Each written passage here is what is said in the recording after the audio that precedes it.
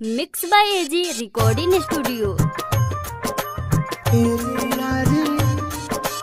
DJ Mitthu Raja पटसोनी।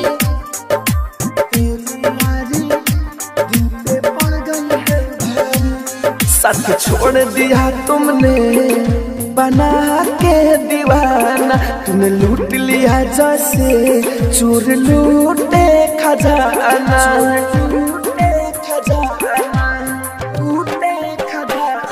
साथ छोड़ दिया तुमने बना के दीवाना, तुमने लूट लिया जैसे चोर लूटे खजाना।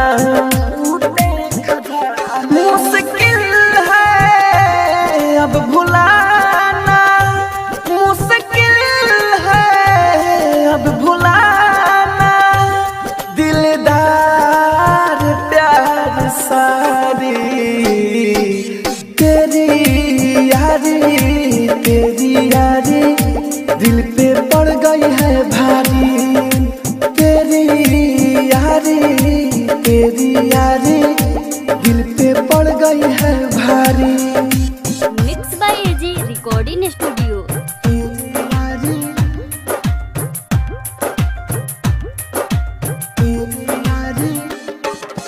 डीजे मिट्ठू राजा पटसोनी।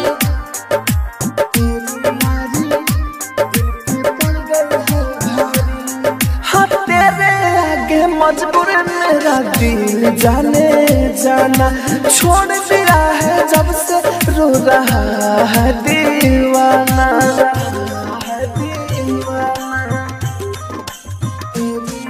हाँ तेरे आगे दिल मेरा मजबूर जाने जाना, छोड़ दिया है जब से रो रहा है दीवाना। मुझे कैसी है लगाई, मुझे कैसी है लगाई ये प्यार की बीमारी।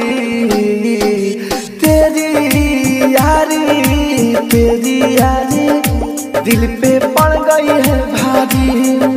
तेरी यारी दिल पे पड़ गई है भारी। आप सुन रहे हैं एजी एंटरटेनमेंट की धमाकेदार प्रस्तुति।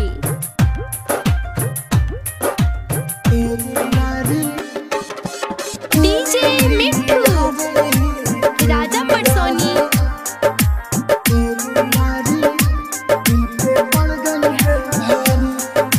कैसे बिछड़ के जी पाएगा राहुल राजा धानी, हरा कर संजय के सहारा दे देन दर्दी मागी।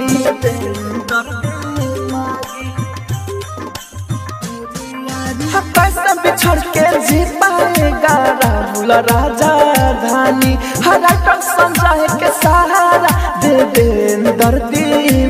सन तो बन गया बन गया है तेरे लिए प्यारी। तेरी यारी दिल पे पड़ गई है भारी। तेरी यारी दिल पे पड़ गई है भारी। स्टूडियो रोशनपुर सपहा।